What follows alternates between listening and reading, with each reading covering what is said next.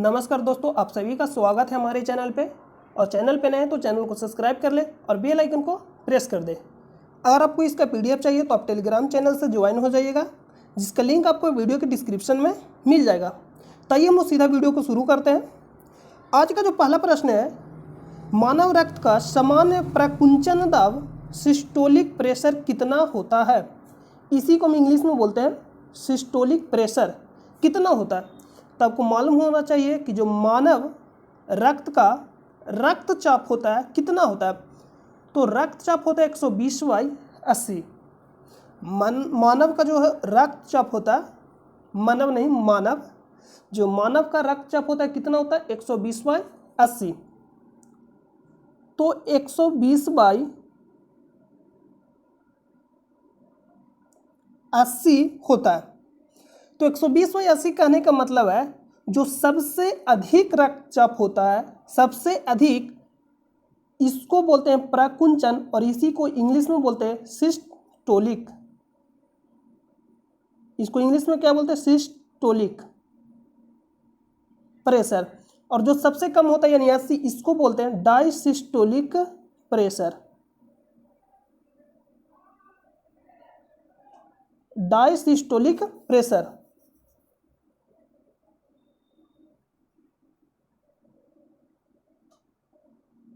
इसी को इंग्लिश में क्या बोलते हैं, डायसिस्टोलिक प्रेशर।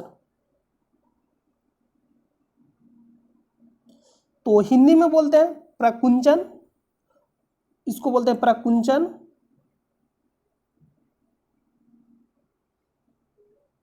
प्रकुंचन दाब, और इसको हिंदी में बोलते हैं आकुंचन। एगो की हिंदी में क्या बोलते हैं प्रकुंचन और एगो की हिंदी में बोलते हैं आकुंचन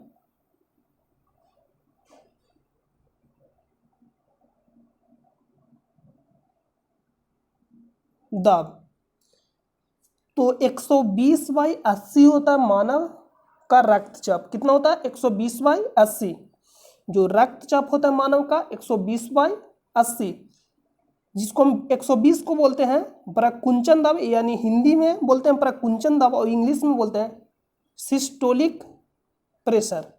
और 80 जो होता है उसको बोलते हैं डायसिस्टोलिक प्रेशर यानी आकुंचन दाब। तो हिंदी भी दे सकता है और इंग्लिश भी दे सकता है, तो आप दोनों को याद रखिएगा। इसी को कुछ नहीं करेगा, जो सिस्टोलिक लिखा गया इसको कुछ नहीं करेगा, बस हिंदी में लिख देगा सिस्टोलिक। सिस्टोलिक इस तरह से लिख देगा सिस्टोलिक। हिंदी में सिस्टोलिक दाब होता है मानव रक्त का। तो मानव रक्त का समान प्रकुंचन दाब यानी सिस्टोलिक प्रेशर कितना होता है, तो 120। जो सबसे अधिक होगा यानी 120, और जो 120 कहने का मतलब 80, तो सबसे मिनिमम आएगा 80 और मैक्सिमम 120, मतलब 120/80। तो 120 को बोलेंगे सिस्टोलिक प्रेशर यानी प्रकुंचन दाब, और 80 को बोलेंगे डायसिस्टोलिक यानी आकुंचन दाब। तो इसका आंसर क्या हो जाएगा 120। यही बोल देता कि आकुंचन दाब क्या होगा, तो बोलेंगे 80। क्या होता है 80। और जो रक्तचाप होता है, रक्तचाप किसके द्वारा मापा जाता है, तो यहां पे नोट करके लिखिएगा रक्तचाप। रक्तचाप रक्तचाप किसके द्वारा मापा जाता है, स्फिग्मोमैनोमीटर। स्फिग्मोमैनोमीटर के द्वारा मापा जाता है। मीटर, स्फिग्मोमैनोमीटर के द्वारा मापा जाता है। यहाँ लिखा गया स्फिग्मोमैनोमीटर। रक्तचाप यंत्र को क्या बोलते हैं, स्फिग्मोमैनोमीटर। आपसे पूछेगा कि रक्तचाप किसके द्वारा मापा जाता है, तो स्फिग्मोमैनोमीटर के द्वारा मापा जाता है। तो इसका राइट आंसर क्या हो जाएगा, ऑप्शन नंबर डी। अगला प्रश्न चले। अगला प्रश्न है, निम्नलिखित में से किस विलयन का हाइड्रोजन आयन सांद्रण सर्वाधिक होता है, यानी हाइड्रोजन आयन सांद्रण सर्वाधिक होता है। इसका कहने का मतलब है H+ का मान किसका सर्वाधिक होता है, हाइड्रोजन आयन। तो इसको जानना पड़ेगा, जो थ्योरी होता है H+ और एक साइड लिखिएगा पीएच। H प्लस और pH, अगर ये 10 के पावर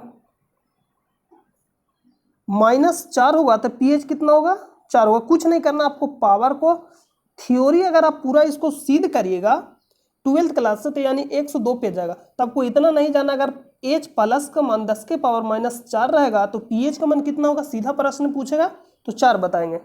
यही प्रश्न देगा कि अगर 10 के पावर -5 रहेगा तो pH का मान कितना होगा, 5 होगा।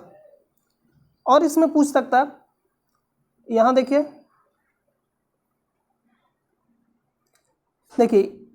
H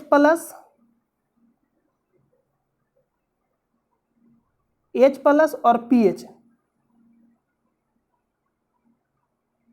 तो अगर H प्लस का मान 10 के पावर -4 है तो pH का मान कितना होगा, 4 होगा। H प्लस का मान 10 के पावर -4 है तो pH का मान कितना होगा, 4 होगा। अगर 10 के पावर -7 रहेगा तो pH का मान कितना होगा, 7 होगा। यही अगर दे देगा कि H प्लस का मान 0.0001, तो इसका कहने का मतलब है कि 0.001 यानी 1 2 3 4 5, तो इसका कहने का मतलब है कि लिखा गया 10 के पावर -5। ये आपको जानना होगा कि 0.000 यानी 4011 लिखा गया, यानी 0.00001, इसका कहने का मतलब है कि 10 के पावर -5 होगा। कैसे होगा उसको देखिए, 10 के पावर -5 कहने का मतलब है कि बट्टा में क्या हो जाएगा, 10 के पावर 5 होगा। इसी को ऊपर ले जाते हैं तो क्या होता है, माइनस में हो जाता है। और 10 के पावर 5 कहने का मतलब है 1 पे 5 जीरो, और 1 पे 5 जीरो होगा, देखिए 1 पे 5 जीरो होगा,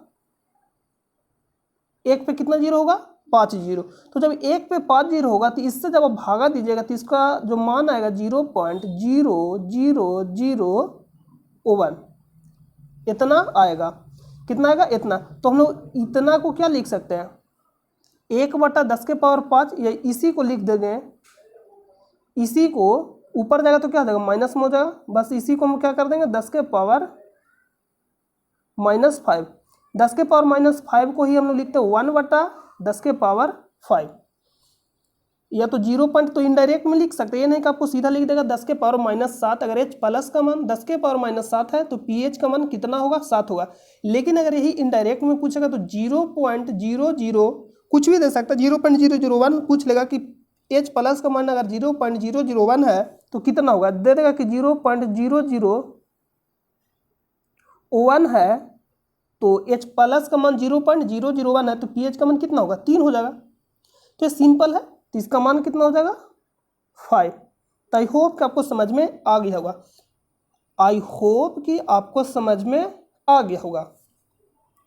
तो आप यहां से ये देख रहे हैं कि pH का मान जितना बड़ा होगा H प्लस का मान उतना छोटा होगा। फिर से समझिएगा, pH का मान जितना बड़ा होगा H प्लस का मान उतना छोटा होगा। देखिए pH का मान 7 है तो H प्लस का मान क्या है, छोटा है। क्यों, क्योंकि अगर पावर माइनस में जितना बड़ा होगा वह सबसे छोटा होगा।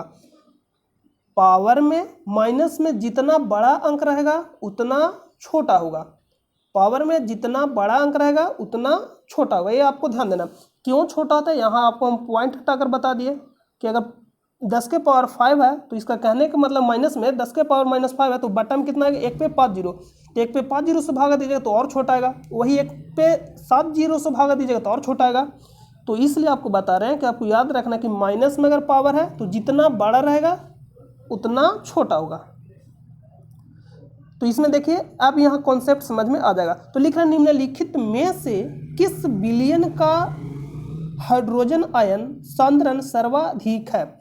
तो pH मान दिया गया, इसका कहने का मतलब अगर pH मान 8 दिया गया तो H प्लस का अगर आप मान निकालिएगा तो कितना आएगा, H प्लस का मान अगर आप निकालिएगा H प्लस का मान तो कितना आएगा, 10 के पावर -8, 10 के पावर कितना आएगा, -8।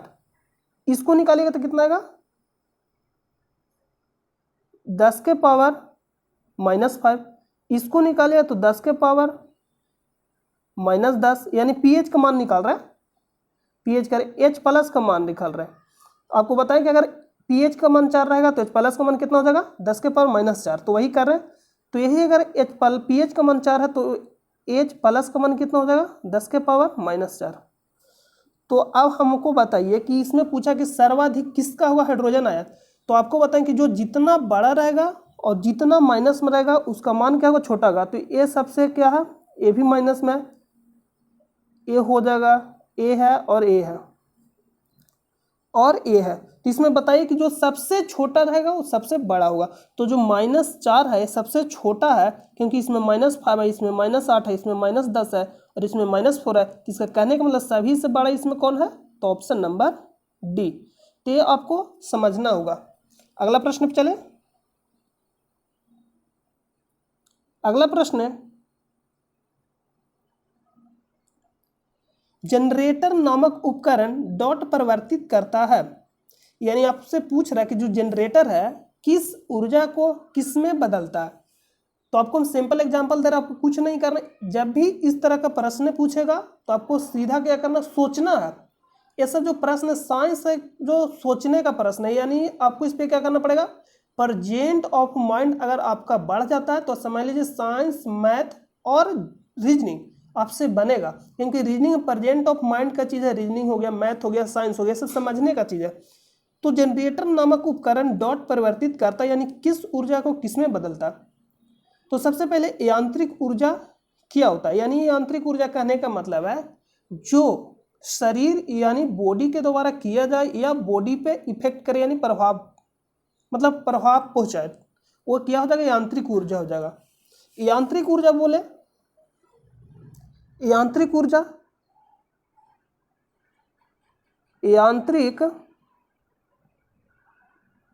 यांत्रिक ऊर्जा कहने का मतलब है, यांत्रिक ऊर्जा बराबर होता है गतिज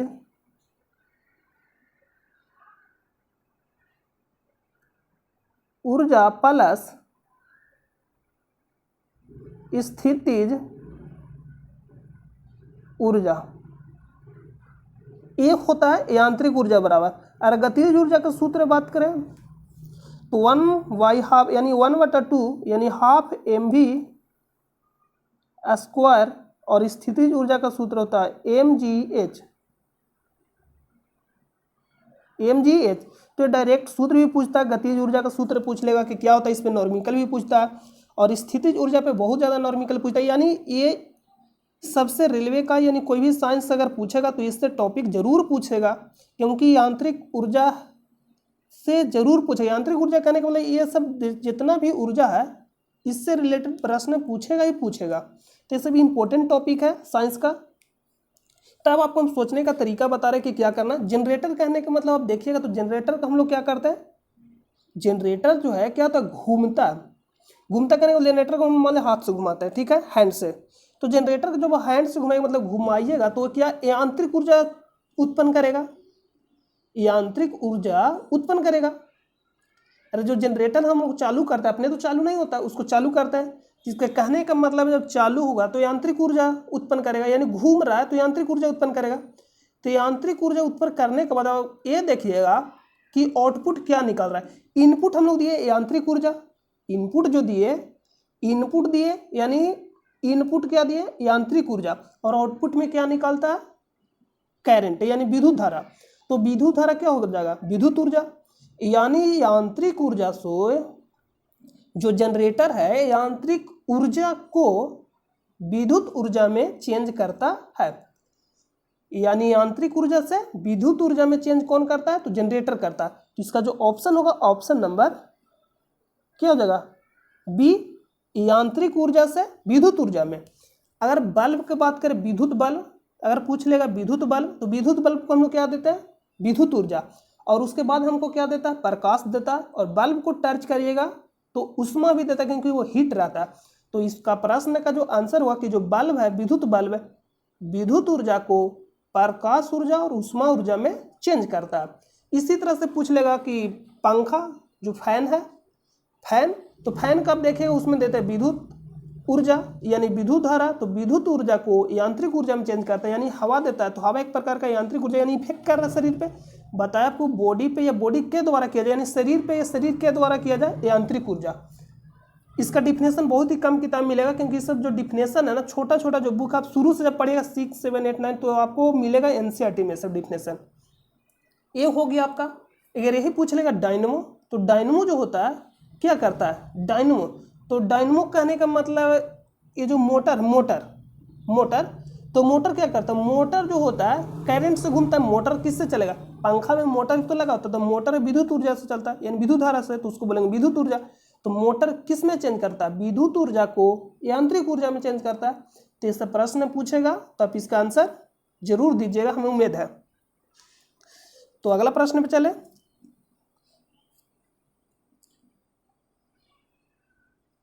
अगला प्रश्न है, खुदाई खिदमतगार नामक संगठन के सदस्य किस नाम से लोकप्रिय थे।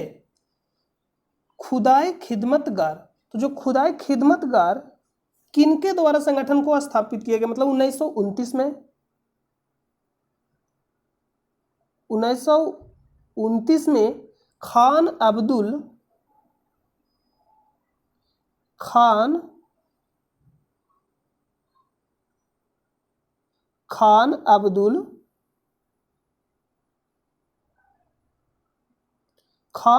गफ्फार खान के द्वारा किया गया। खान अब्दुल गफ्फार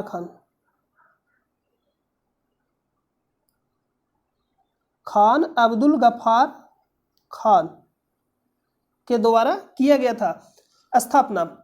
और उसमें क्या चला था, लाल कुर्ती आंदोलन, मतलब खान अब्दुल गफ्फार जो खान थे, खुदाई खिदमतगार संगठन का स्थापना किए 1929 में किए।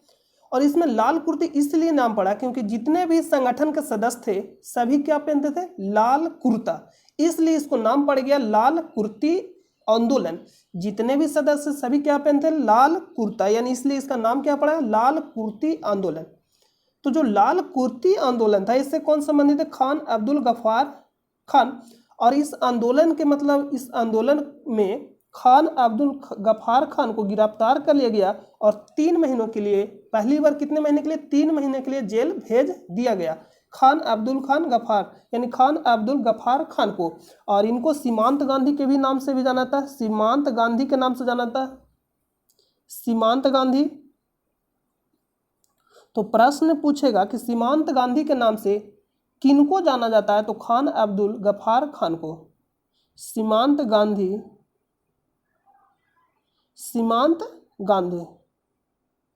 के नाम से जाने जाते हैं, खान अब्दुल गफ्फार खान। तो इसका जो राइट आंसर हो जाएगा क्या हो जाएगा, ऑप्शन नंबर ए, लाल कुर्ती आंदोलन। हरी कुर्ती, काली कुर्ती, नीली कुर्ती, इससे कुछ भी नहीं है। अगला प्रश्न पे चलते हैं। निम्नलिखित में से कौन सा शरीर में ग्लाइकोजन के रूप में संग्रहित होता है। तो जो कार्बोहाइड्रेट होता है यानी ग्लूकोज, 2 तरह से प्रश्न पूछेगा। जो ग्लूकोज होता है शरीर में संग्रहित होता है यानी संग्रहित रहता है, तो ग्लाइकोजेन के रूप में जो ग्लूकोज हमारे शरीर में ग्लाइकोजेन के रूप में संग्रहित रहता है, और उसी को हम क्या बोलते हैं, कार्बोहाइड्रेट। तो ये सीधा प्रश्न पूछेगा कि जो ग्लूकोज होता है हमारे शरीर में किस रूप में संग्रहित होता है, तो ग्लाइकोजेन के रूप में। सीधा प्रश्न इससे पूछेगा कि ग्लूकोज, या प्रश्न पूछेगा कार्बोहाइड्रेट हमारे शरीर में किस रूप में संग्रहित होता है यानी संग्रहित रहता है, तो ग्लाइकोजन के रूप में, ग्लाइकोजन के रूप में संग्रहित रहता है हमारे शरीर में, ग्लूकोज या कार्बोहाइड्रेट प्रश्न पूछेगा। तो इसका राइट आंसर क्या हो जाएगा, option number A, option number A. अगला प्रश्न पे चलते हैं।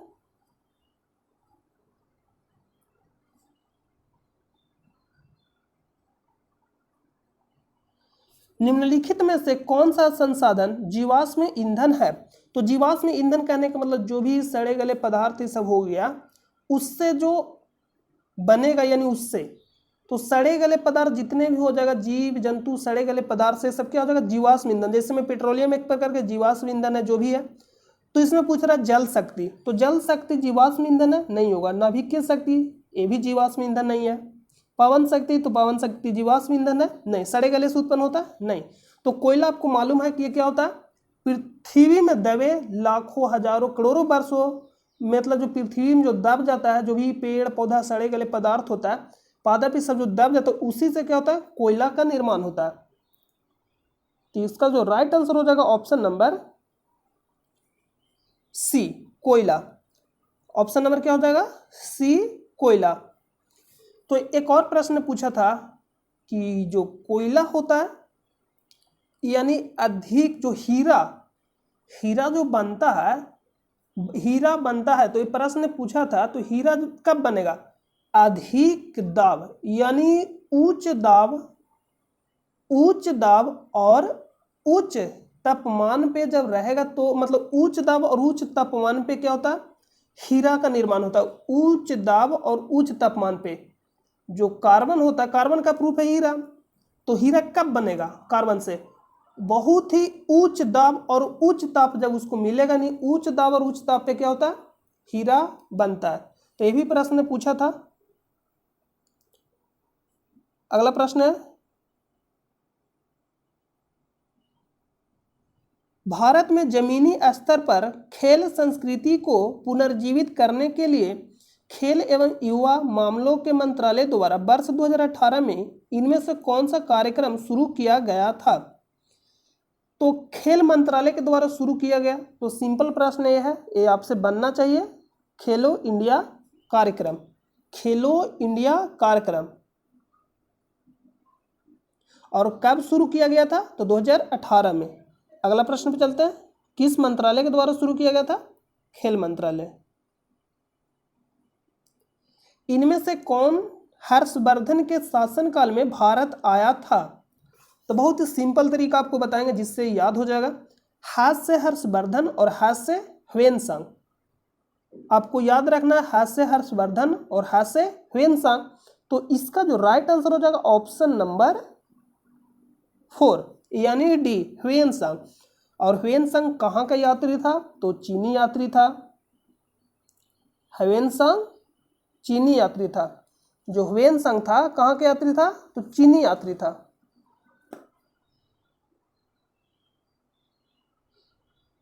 चीनी खाने वाला चीनी नहीं, चीनी जो देश है, चीनी यात्री था ह्वेनसांग। और अलब्रूनी ये कहाँ का था? तो अरबी लेखक, अलब्रूनी अरबी लेखक था। अलब्रूनी। और भारत किसके साथ आया था? जो भारत जो अलब्रूनी आया था, किसके साथ आया था? ये प्रश्न पूछेगा तो महमूद गजनवी के साथ आया था। महमूद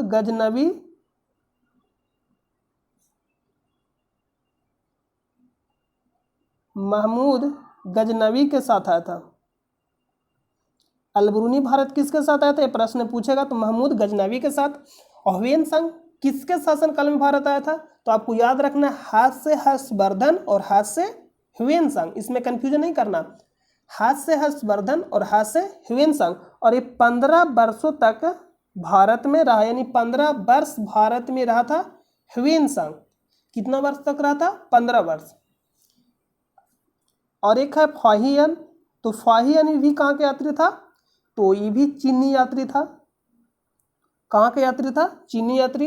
फाहियान हो गया, ह्वेनसांग हो गया, और ये इत्सिंग, ये जो तीनों हो जाएंगे, ये तीनों हो जाएंगे, फाहियान, इत्सिंग, ह्वेनसांग, चीनी यात्री थे। लिख लीजिए, पूछ लेते ये भी कि निम्नलिखित में से कौन सा चीनी यात्री नहीं है, यानी चीनी यात्री, यानी चीन हुए। तो पूछेगा निम्नलिखित में कौन सा चीनी यात्री नहीं है, तो यहाँ भी प्रश्न पूछेगा तो अलब्रूनी हो जाएगा, क्योंकि फाहियान भी था चीनी यात्री, इत्सिंग भी और ह्वेनसांग भी। ये सब तीनों कहाँ से था? रिलेटेड चीन से, यानी चीनी यात्री। और फाहियान किसके दरबार में आया था? ये प्रश्न पूछेगा तो गुप्त नरेश चंद्रगुप्त द्वितीय। तो आपको याद रखना, चंद्रगुप्त द्वितीय, या कभी कभी देगा चंद्रगुप्त विक्रमादित्य, उसी का नाम है। चंद्रगुप्त द्वितीय का ही नाम है चंद्रगुप्त विक्रमादित्य। चंद्रगुप्त द्वितीय का नाम है चंद्रगुप्त विक्रमादित्य, उसी को कहा जाता है, इसमें कंफ्यूजन नहीं करिएगा। चंद्रगुप्त चंद्रगुप्त सेकंड, हम लिख दे रहे हैं चंद्रगुप्त द्वितीय विक्रमादित्य, ये भी लिखेगा प्रश्न में, चंद्रगुप्त द्वितीय लिखे या चंद्रगुप्त विक्रमादित्य, इसमें कंफ्यूजन नहीं करिएगा। इसी को पूरा नाम है गुप्त नरेश चंद्रगुप्त द्वितीय, तो कभी कभी गुप्त नरेश भी लिख सकता, इस पर आप ध्यान दीजिएगा।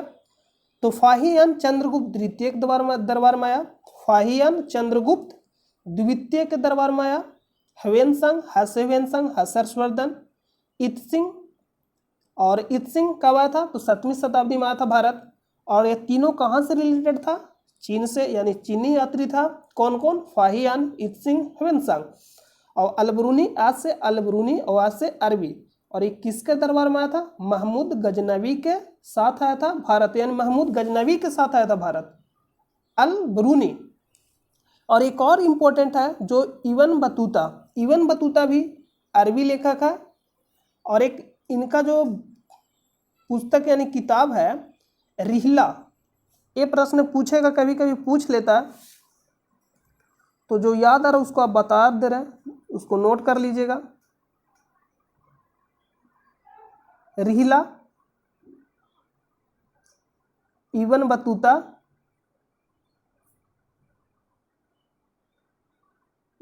और ये कहाँ का था, अरबी लेखक।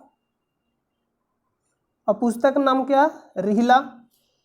यहाँ प्रश्न और भी पूछेगा, जिसमें प्रश्न पूछ लेगा मेगास्थनीज किसके दरबार में आएगा, चंद्रगुप्त के दरबार में आया। एक है चंद्रगुप्त द्वितीय, एक चंद्रगुप्त मौर्य। तो जो मेगास्थनीज था किसके दरबार में आया था, चंद्रगुप्त मौर्य के दरबार में आया था। मेगास्थनीज चंद्रगुप्त मौर्य के दरबार में आया था। और जो पुस्तक था उसका पुस्तक का नाम क्या था, इंडिका।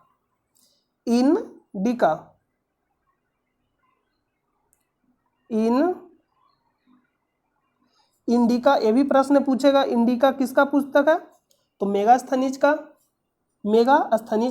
और मेगास्थनीज किसके दरबार में आया था, चंद्रगुप्त मौर्य के दरबार में।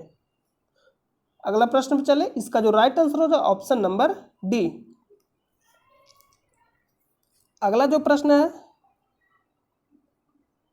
प्रधानमंत्री जन धन योजना कब शुरू की गई थी, तो ये जो शुरू हुआ था 28 अगस्त 2014 को, 28 अगस्त 2014 को। और इसके तहत खाता मतलब खुलाया जाता है, मतलब इसके तहत क्या खुलाया जाता है, खाता खुलाया जाता है।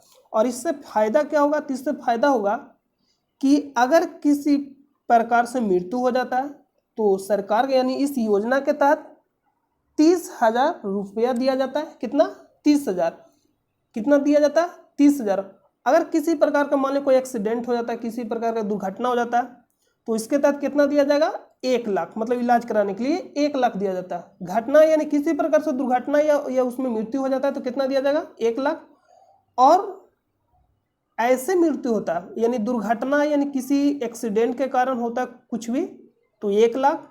और मृत्यु होगा तो 30,000 रुपया दिया जाएगा इस योजना के तहत। तो आपको इतना याद नहीं रखना, सिर्फ आपको याद रखना कि प्रधानमंत्री जनधन योजना कब शुरू किया गया था, 28 अगस्त 2014 को।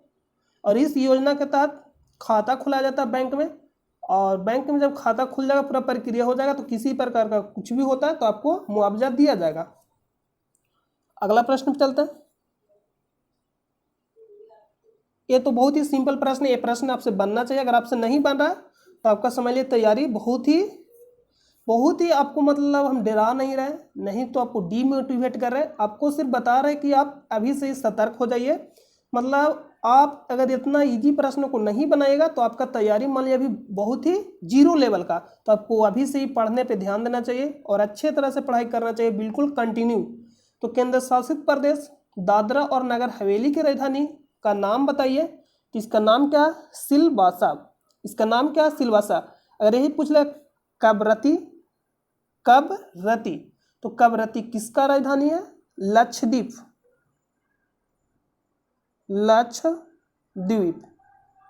लक्षद्वीप का राजधानी है कबरती, अच्छा से लिख लीजिए, कबरती किसका राजधानी है, लक्षद्वीप।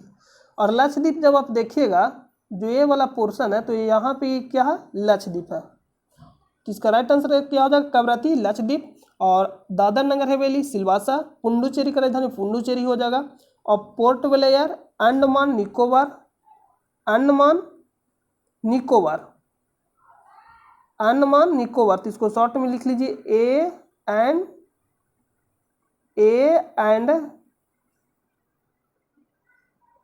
यहाँ ए होगा, 1 मिनट, अंडमान निकोबार, तो यहाँ लिखिए A and N, Andaman Nicobar किसका राजधानी है, तो अंडमान निकोबार का राजधानी कहाँ, पोर्ट ब्लेयर, और पोर्ट ब्लेयर किसका राजधानी है, तो अंडमान निकोबार का। सिलवासा किसका राजधानी है, दादर नगर हवेली, पांडिचेरी का पांडिचेरी हो जाएगा। लक्षद्वीप लक्षद्वीप का राजधानी कहाँ, कवरत्ती, यानी कवरत्ती जो है लक्षद्वीप का राजधानी है। और अंडमान निकोबार द्वीप में, बृहद निकोबार द्वीप में आपको मालूम है भारत का दक्षिणतम बिंदु कन्या, भारत का दक्षिणतम बिंदु क्या बोले, कन्याकुमारी बोले नहीं, इंदिरा पॉइंट, भारत का दक्षिणतम बिंदु इंदिरा पॉइंट कहाँ स्थित है, अंडमान निकोबार द्वीप में, अंडमान निकोबार द्वीप में स्थित है भारत का सबसे दक्षिणतम बिंदु इंदिरा पॉइंट। लेकिन मुख्य बिंदु से पूछेगा कि मुख्य भूमि से, भारत के मुख्य भूमि से भारत का दक्षिणतम बिंदु, तो इंदिरा को नहीं, कन्याकुमारी होगा। मुख्य भूमि से पूछेगा भारत का दक्षिणतम बिंदु, तो कन्याकुमारी, मुख्य भूमि से कन्याकुमारी। लेकिन सिर्फ पूछेगा भारत का दक्षिणतम बिंदु, तो इंदिरा पॉइंट जो अंडमान निकोबार द्वीप में यानी बृहद निकोबार द्वीप में स्थित है। तो कभी कभी अंडमान निकोबार न देकर अलग अलग दे देगा, अंडमान में, निकोबार में, बृहद निकोबार में, इस तरह से देता, तो बृहद निकोबार द्वीप में स्थित है इंदिरा पॉइंट। तो अगला प्रश्न पे चलते हैं।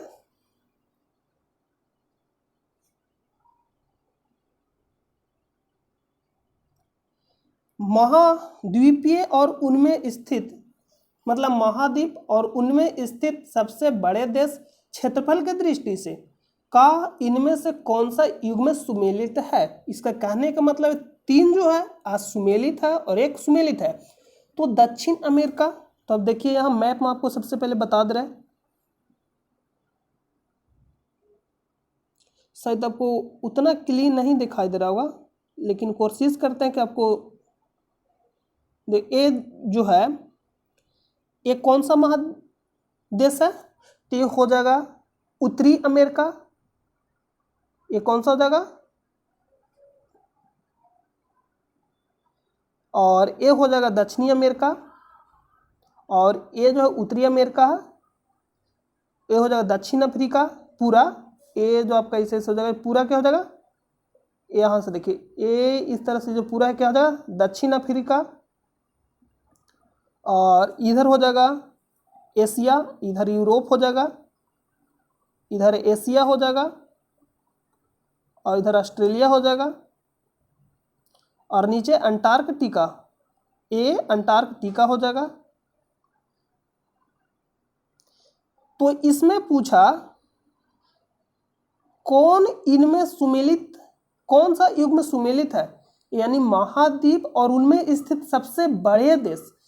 ये प्रश्न ये पूछना चाह रहा है कि दक्षिण अमेरिका में सबसे बड़ा देश कौन सा है, उत्तरी अमेरिका में सबसे बड़ा देश कौन सा है, एशिया में सबसे बड़ा देश कौन सा है, अफ्रीका में सबसे बड़ा देश कौन सा, अफ्रीका महादेश में मानिए सबसे बड़ा देश कौन सा है, और इसमें से कौन सा सुमेलित है। तो सुमेलित तो ऑप्शन नंबर ए सही है कि जो दक्षिण अमेरिका में सबसे बड़ा जो देश है ब्राजील है।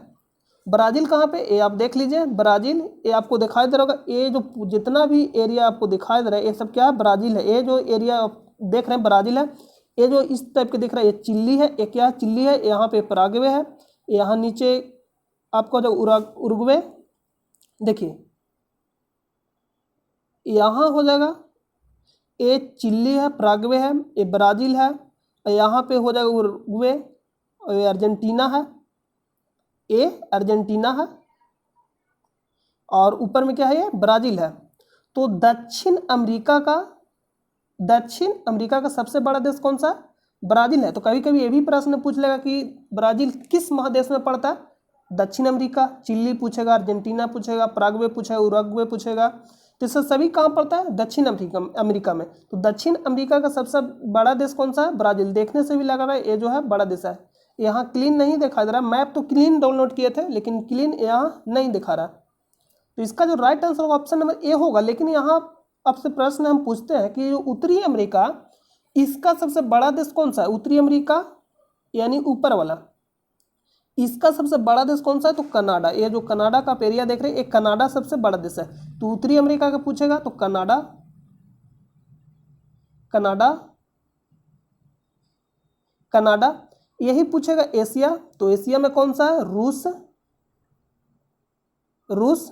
यहां देखिए आपको बता रहे हैं, रूस, रूस।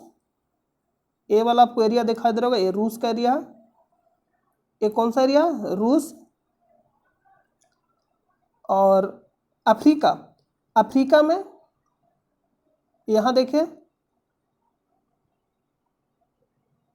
यहां पे आपको शायद दिखाई नहीं दे रहा होगा, अल्जीरिया है यहां पे ना, सॉरी, अल्जीरिया। ए वाला जो आपको एरिया दिखाई दे रहा है, ए वाला, ए वाला ए क्या है? अल्जीरिया। तो अफ्रीका महादेश में अल्जीरिया सबसे बड़ा है, अफ्रीका महादेश में क्षेत्रफल की दृष्टि से। और यहाँ प्रश्न में पूछा गया है क्षेत्रफल की दृष्टि से, अल्जीरिया, अल्जीरिया क्या हो जाएगा? सबसे बड़ा देश। एशिया में रूस। और भारत के स्थान पे 7वां स्थान पे क्षेत्रफल की दृष्टि से, और जनसंख्या में दूसरा। अगला प्रश्न पे चलते हैं। यहाँ उसी का मैप दिया गया।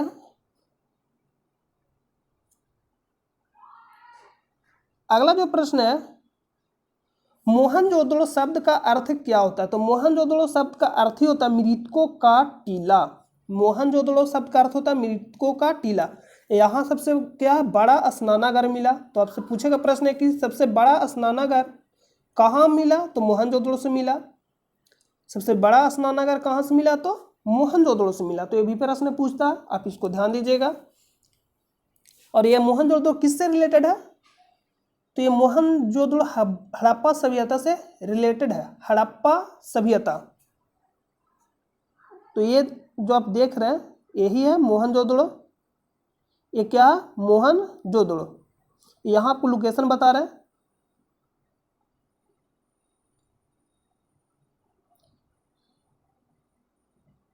One minute. अगला मैच देखिए, यहाँ पे आपको दिखाई दे रहा होगा,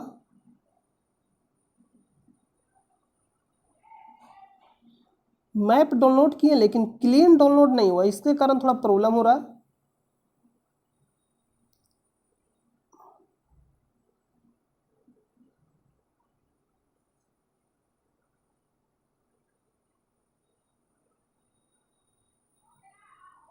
मोहनजोदड़ो देखिए यहाँ नहीं दिखा रहा, छोड़ दीजिए। देखिए यहाँ मोहनजोदड़ो आपको बता रहेगा, नहीं दिखा दे रहा तो इसमें आपको दिखा रहा। 1 मिनट।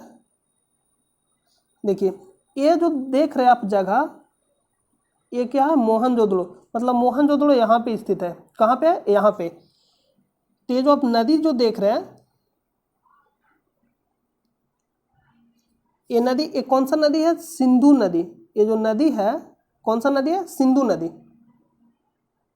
ये जो नदी है देखिए मोहनजोदड़ो, देखिए ये वाला है, ये जो जगह है यही क्या? मोहनजोदड़ो। ये कौन सा? मोहनजोदड़ो। ये जो जगह है कौन सा है? मोहनजोदड़ो। यही जगह है मोहनजोदड़ो।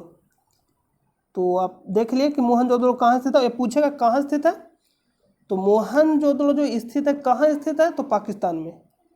तो कौन सा जगह है? मोहनजोदड़ो।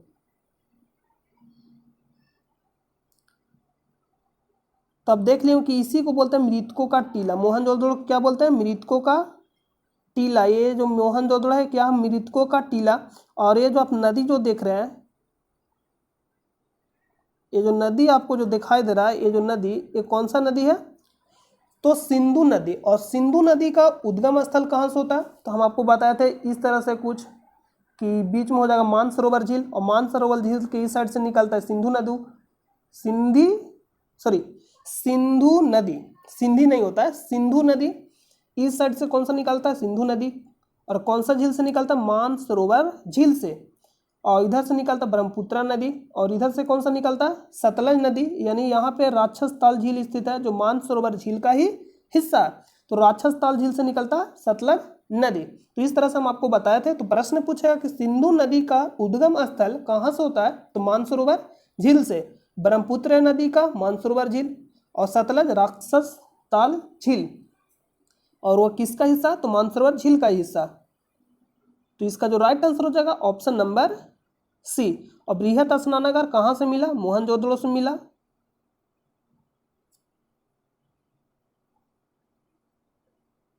भारत में व्यवसाय संघ अधिनियम किस वर्ष पारित किया गया था। तो जितना भी अधिनियम था उसको लिखा दिए थे। आइए हम आपको एक बार रिवाइज करा देते हैं, आराम से आप सुनिएगा। टाइगर प्रोजेक्ट 1973, एलिफेंट एक्ट 1992, वन्य जीव अधिनियम 1972, आरटीई राइट टू एजुकेशन यानी शिक्षा का अधिकार अधिनियम 2009 लागू कब से हुआ, 2010 से। आरटीआई यानी राइट टू इंफॉर्मेशन सूचना का अधिकार 2005 लागू कब से हुआ, 2005 से। तो इतना है जो आपको याद रखना चाहिए जो इम्पोर्टेंट अधिनियम है, और जितना भी इम्पोर्टेंट अधिनियम है वो लिखा दिया गया है और आपको नोट प्रोवाइड कर दिया गया है। कहाँ, तो टेलीग्राम चैनल पे। तो आप टेलीग्राम चैनल पे अगर नए चैनल से तो आप ज्वाइन हो जाइएगा, जिसका लिंक आपको वीडियो के डिस्क्रिप्शन में मिलेगा, वहाँ सब ज्वाइन होइएगा और वहाँ सबको डेली PDF प्रोवाइड किया जाता है। तो इसका जो राइट आंसर होगा ऑप्शन नंबर सेकेंड यानी 1926। इसका राइट आंसर क्या हो जाएगा 1926। और 1911 इंपॉर्टेंट डेट है। 1911 पहली बार राष्ट्रीय गान यानी राष्ट्रीय गान कहाँ गाया गया था, कोलकाता अधिवेशन में पहली बार 1911 का अधिवेशन था। और उसके अध्यक्षता कौन किए थे, पंडित बिशन नारायण धर। तो भी प्रश्न पूछेगा। और किनके द्वारा लिखा गया था, तो रविंद्रनाथ टैगोर के द्वारा। लेकिन पूछेगा राष्ट्रीय गीत, तो राष्ट्रीय गीत सर्वप्रथम बार किस अधिवेशन में गाया गया, कोलकाता अधिवेशन में। कब हुआ था, 1896 में हुआ था। कब हुआ था, 1896 में। और अध्यक्षता कौन किए थे, रहीमतुल्ला सियानी। और 1947 भारत आजाद हुआ। अगला प्रश्न पे चले। भारत के पर्यावरण मंत्रालय के अधीन भारत के पर्यावरण मंत्रालय के अधीन भारतीय वन सर्वेक्षण किस शहर में स्थित है, तो देहरादून में स्थित है। कहाँ स्थित है, देहरादून में। ऑप्शन नंबर सेकेंड राइट हो जाएगा, ऑप्शन नंबर बी राइट हो जाएगा। और दिल्ली में DRDO का मुख्यालय कहाँ स्थित है, दिल्ली में। और स्थापना कब हुआ था, 1958 में। और इसरो का स्थापना कब हुआ था, 1969 में। और बहुत ही इंपॉर्टेंट डेट है 1969। इसी समय 14 बैंकों का राष्ट्रीयकरण हुआ था 1969 में। पहली बार मानव अंतरिक्ष चंद्रमा पे गया, 1969 में। और 1969 में ही दादा साहेब फाल्के पुरस्कार का क्या हुआ, स्थापना हुआ। तो ये 1969 बहुत ही इंपॉर्टेंट डेट है, आप इसको याद रखिएगा। और इसरो का स्थापना कब हुआ, तो 1969 में हुआ। तो ये इंपॉर्टेंट डेट है, तो पूछेगा आपसे प्रश्न।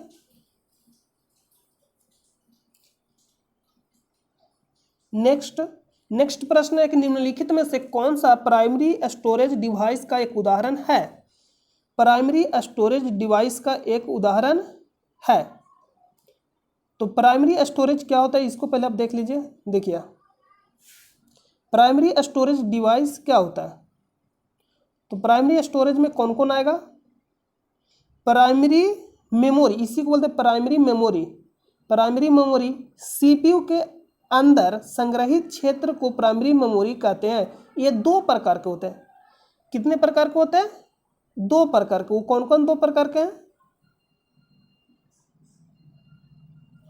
एक है रैम, और इसका सीधा फुल फॉर्म पूछेगा कि रैम का फुल फॉर्म क्या होता है, यानी हम जिसको बोलते हैं राम इसको नहीं पढ़ते यहाँ पे इसको पढ़ते हैं रैम, ये रैंडम एक्सेस मेमोरी इसका फुल फॉर्म होता है। तो एक तो प्रश्न ये बनेगा, रैम में क्रियान्वयन के दौरान प्रयोग हो रहे आंकड़ों यानी आंकड़े एवं निर्देश को अस्थायी रूप से, क्या रूप से, अस्थायी रूप से संग्रहित किया जाता है। अर्थात विद्युत आपूर्ति बंद हो जाने पर रैम में मौजूद आंकड़े नष्ट हो जाते हैं। तो देखिए यहाँ से आपको क्या समझ में है कि प्राइमरी मेमोरी कहने का मतलब है जब तक उसमें विद्युत धारा रहेगा यानी आपूर्ति होगा, जब तक उसमें डेटा जो क्या संग्रहित रहेगा, लेकिन जैसे उससे विद्युत आपूर्ति बंद होगा डेटा क्या हो जाएगा, हट जाएगा यानी नष्ट हो जाएगा। तो ये हो जाएगा प्राइमरी। सेकेंड है रोम यानी रीड ओनली मेमोरी। इसमें पहले से संग्रहित आंकड़े होते हैं जिनको केवल पढ़ा जा सकता। ये आंकड़े अस्थायी रूप से संग्रहित होते हैं, अर्थात विद्युत आपूर्ति बंद होने पर रोम में मौजूद आंकड़े नष्ट नहीं होते। तो प्राइमरी जो मेमोरी होता है दो प्रकार का होता है, एक होता है रैम। तो रैम जो होता है जब तक उसमें विद्युत आपूर्ति होगा तब तक डेटा क्या होगा, संग्रहित रहेगा, लेकिन जैसे ही आपूर्ति बंद होगा उससे क्या होगा, डेटा नष्ट हो जाएगा यानी समाप्त हो जाएगा। लेकिन जो रोम है, रोम का फुल फॉर्म होता है रीड ओनली मेमोरी। इसमें डेटा क्या होता है, अस्थायी रूप से संग्रहित होता है, यानी आपूर्ति बंद हो जाए विद्युत धारा का या चालू रहे तो भी इसमें क्या हो जाएगा, डेटा संग्रहित रहेगा, यानी बंद हो जाए या चालू हो जाए विद्युत धारा से इसमें कोई फर्क नहीं पड़ेगा। और एक अगला सेकेंडरी मेमोरी। सेकेंडरी मेमोरी, तो सेकेंडरी मेमोरी होता है आंकड़ों या प्रोग्रामों को अस्थायी रूप से संग्रहित करने के लिए सेकेंडरी मेमोरी का प्रयोग किया जाता है। आंकड़ों या प्रोग्रामों को अस्थायी रूप से संग्रहित करने के लिए सेकेंडरी मेमोरी का प्रयोग किया जाता है। इसका क्षमता प्राइमरी मेमोरी से ज़्यादा होती है लेकिन इसकी गति उससे कम होती है, जैसे hard disk, CD, pen drive. तो ये सब पूछ लेगा, एग्जाम्पल देखेगा हार्ड डिस्क किस प्रकार का मेमोरी है, सेकेंडरी, प्राथमिक, इस तरह से पूछेगा। तो जो एग्जाम्पल है इंपॉर्टेंट है, hard disk, CD, pen drive. तो आप मान लो सीडी जो कैसेट देखते हैं या पेन ड्राइव, पेन ड्राइव आप जो देखें, अगर नहीं देखे तो आप पेन ड्राइव आप एक बार सर्च करिएगा, आप देख लीजिएगा, मोबाइल दुकान में जाइएगा वहां से मांग के देख लीजिएगा। तो पेन ड्राइव में क्या होता है, डेटा जब तक आप डिलीट नहीं ना करिए, जब तक डिलीट नहीं होगा यानी अस्थायी रूप से उसमें संग्रहित रहेगा, उसको विद्युत धारा से कोई मतलब नहीं है कि विद्युत धारा बंद है या चालू है। तो ये पेन ड्राइव ये सब क्या होता है, पेन ड्राइव हो गया, हार्ड डिस्क हो गया, सीडी, सब क्या है, तो सेकेंडरी मेमोरी यानी जो आंकड़ा है वो एकदम अस्थायी रूप से संग्रहित रहता है। तो आपको हम यहाँ सिंपल समझाते हैं, सेकेंडरी में आपको समझना है कि वैसा मेमोरी जो अस्थायी रूप से डेटा को क्या करता है यानी आंकड़ों को संग्रहित रखता है विद्युत आपूर्ति ना होने के बाद भी, उसको बोलते हैं सेकेंडरी। और प्राथमिक में दो होते हैं यानी प्राइमरी में। तो प्राइमरी में मेन रूप से होता है क्या होता है, डेटा मतलब विद्युत आपूर्ति बंद होने के बाद डेटा क्या हो जाता है, नष्ट हो जाता है यानी समाप्त हो जाता है। लेकिन इसमें दो प्रकार का, एक रैम होता है और एक रोम होता है। रोम में डेटा क्या होता है, संग्रहित रहता है, और रैम में क्या होता है, डेटा नष्ट हो जाता है। तो यहां देखिए जो प्रश्न है कि निम्नलिखित में से कौन सा प्राइमरी स्टोरेज डिवाइस का उदाहरण है, तो दो है, कौन कौन है, एक तो रैम हो जाएगा उदाहरण और एक रोम। तो दोनों का फुल फॉर्म में पूछेगा, दोनों का फुल फॉर्म पूछेगा। एक होता है रीड ओनली मेमोरी, एक रैंडम एक्सेस मेमोरी। तो दोनों का फुल फॉर्म पूछेगा तो इसका जो आंसर होगा रैंडम एक्सेस मेमोरी। रैम को ही बोलते हैं random access memory, random access memory. और रोम को क्या बोलते हैं, रीड ओनली मेमोरी। तो प्राइमरी स्टोरेज डिवाइस का एक उदाहरण है, तो दो उदाहरण है, एक रैम और एक रोम, एक रैम और एक रोम। और सेकेंडरी में पूछेगा तो हार्ड डिस्क हो जाएगा, सीडी हो जाएगा, पेन ड्राइव हो जाएगा। कहने का मतलब जो अस्थायी रूप से डेटा संग्रहित रहे, अस्थायी रूप से क्या रहे, डेटा संग्रहित रहे, उसको बोलेंगे सेकेंडरी। आपको इतना सिंपल सा बात को याद रखना है, जहां अस्थायी रूप से डेटा संग्रहित रहता है उसको बोलते हैं सेकेंडरी मेमोरी। जैसे में पेन ड्राइव, पेन ड्राइव से डेटा कभी डिलीट नहीं होता जब तक आप डिलीट नहीं करिएगा, यानी विद्युत आपूर्ति हो चाहे तो ना हो डेटा संग्रहित रहता है। अगला प्रश्न है, सकल घरेलू उत्पादन निम्न में से किसका कुल मूल्य है। तो सकल घरेलू उत्पादन यानी जीडीपी, जीडीपी,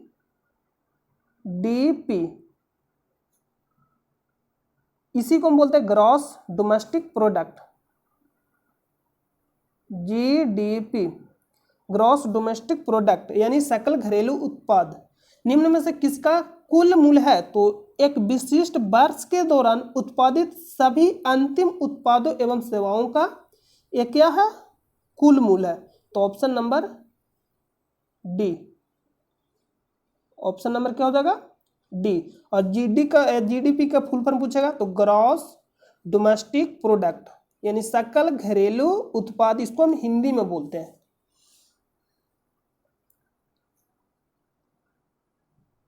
डॉक्टर बिंदेश्वर पाठक इनमें से किससे संबंधित है, तो इनमें से किससे संबंधित है, सुलभ शौचालय आंदोलन से संबंधित है डॉक्टर बिंदेश्वर पाठक।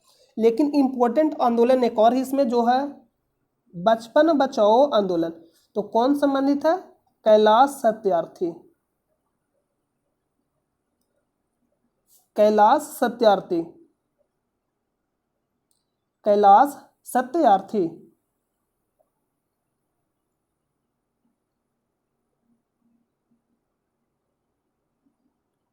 कैलाश सत्यार्थी किससे संबंधित है, तो बचपन बचाओ आंदोलन से। और ये कब हुआ था, बचपन बचाओ आंदोलन कब हुआ था, तो बचपन बचाओ आंदोलन 1980 में हुआ था। और कैलाश सत्यार्थी को नोबेल प्राइज कब दिया गया था, शांति के क्षेत्र में 2014 में। और इसी के साथ मलाला यूसुफजई को 2014 में ही इनके साथ ही नोबेल प्राइज दिया गया था शांति के क्षेत्र में, जो विश्व के सबसे कम उम्र के व्यक्ति है, यानी व्यक्ति बन गई। कौन, तो मलाला यूसुफजई। और कहाँ के, पाकिस्तान के। तो बचपन बचाओ आंदोलन कैलाश सत्यार्थी संबंधित है बचपन बचाओ आंदोलन से, और 1980 में हुआ था। इसमें बच्चों और अधिकारियों के हित में आंदोलन मतलब किया जा रहा था, बच्चों और अधिकारियों के लिए। और सुलभ शौचालय आंदोलन डॉक्टर बिंदेश्वर पाठक, ये दो इंपॉर्टेंट है जो आपको याद रखना चाहिए। और महिला आंदोलन तो ये तो यूरोप में शुरू हुआ था। अगला प्रश्न, भौतिक अनुसंधान प्रयोगशाला, भौतिक अनुसंधान प्रयोगशाला, भौतिक अनुसंधान प्रयोगशाला जो अंतरिक्ष एवं संबद्ध विज्ञान के लिए एक राष्ट्रीय अनुसंधान संस्थान है, कहाँ स्थित है, जिसको शॉर्ट में क्या बोलते हैं, PRL। और इसी को हम इंग्लिश में क्या बोलते हैं, तो इसी को इंग्लिश में बोलते हैं physical research laboratory, physical research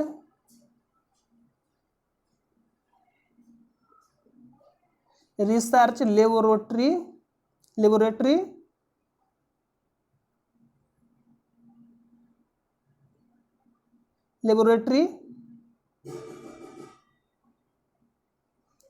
ये कहाँ स्थित है, फिजिकल रिसर्च लेबोरेटरी, यहाँ होगा RATOR लेबोरेटरी। कहाँ स्थित है, तो अहमदाबाद में। और अहमदाबाद कहाँ स्थित है, गुजरात में, गुजरात में अहमदाबाद स्थित है। और बेंगलुरु में किसका मुख्यालय स्थित है, इसरो का। इसरो का स्थापना कब हुआ था, 1969 में। तो अगला प्रश्न पे चलते हैं। अगला प्रश्न है, मुख्य चुनाव आयुक्त, मुख्य चुनाव नहीं लिखा गया, राज्य चुनाव आयुक्त की नियुक्ति कौन करता है, तो राज्य में जो नियुक्ति करेगा राज्यपाल करेगा। यही मुख्य चुनाव आयुक्त भारत का रहेगा तो राष्ट्रपति करेगा। राज्य में पूछेगा तो कौन करेगा, राज्यपाल। तो इसका राइट आंसर क्या हो जाएगा, ऑप्शन नंबर डी। तो आई होप कि आपको सारा समझ में आ गया होगा। और अगर आपको वीडियो अच्छा लगे तो अपने दोस्तों पर शेयर करिए, और चैनल पे नए हैं तो चैनल को आप सब्सक्राइब कर लें, जिससे आपके पास नोटिफिकेशन चला जाएगा।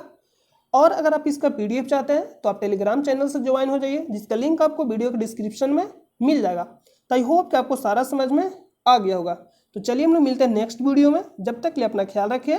जय हिंद, जय भारत।